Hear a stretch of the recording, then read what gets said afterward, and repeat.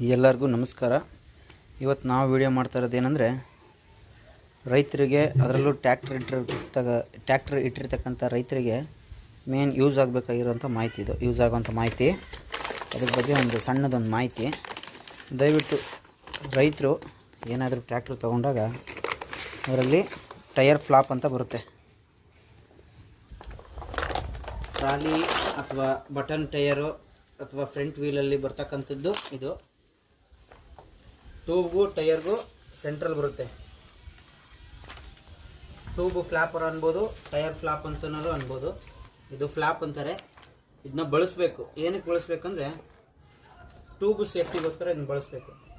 ದಯವಿಟ್ಟು ಎಲ್ಲ ರೈತರು ಇದನ್ನ ಬಳಸಿ ನಿಮ್ಮ ಟೈರು ಮತ್ತು ಟ್ಯೂಬ್ನ ಸೇಫ್ಟಿಗೆ ಇಟ್ಕೊಳ್ಳಿ.